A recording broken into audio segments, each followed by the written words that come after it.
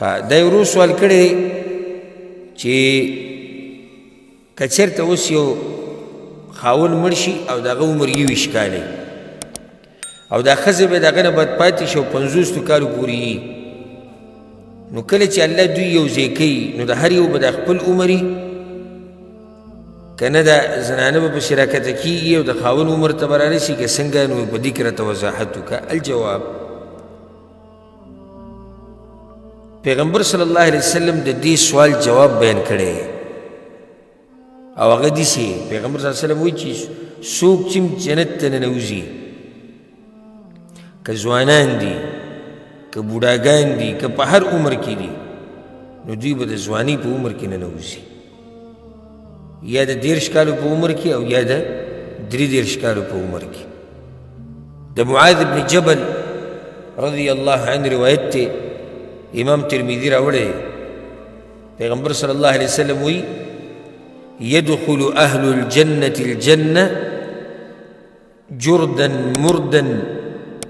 مكحلين ابناء 30 او 33 سنة.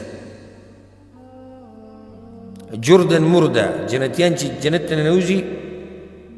نو جردا مردا، جردا دا جمع د اجرد ده، یعنی په جسم به یې ویښته نه وي، او مردا جمع د امرد ده،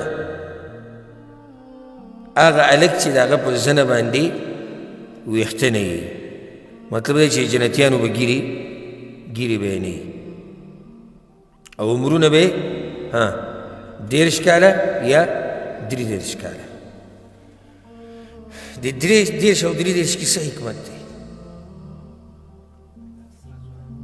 بلکل تا د هغه ځواني ده چې یعنی انتها د ځوانۍ ده، خو دې نه چې واوړي، ځکه بیا دا خبره یاده کړي چې ځواني تقریبا د 34 او 35 پورې، او د دې نه بعد بیا هغه ته ځوان نه ویلی کېږي چې د 35 نه واوړي. دغه وخت پورې دا د ځوانۍ هغه انتها د ښه په زور شور کې سړی چې کله دغه ځای ته رسي، او بیا په کته را رواني. نو ضرور وایي چې دا به څه کېږي، نو کېږي به دغه. خو د ټول نه مخکې سوال دا پکار دی چې الله مونږ جنت ته بوځي، دا اهم سوال دی چې الله مونږ جنت ته نه نباسي که نه، نو نورې مسلې بیا څه دي هغه اسانې دي، خو چې یو پر الله مونږ جنت ته دننه کړي.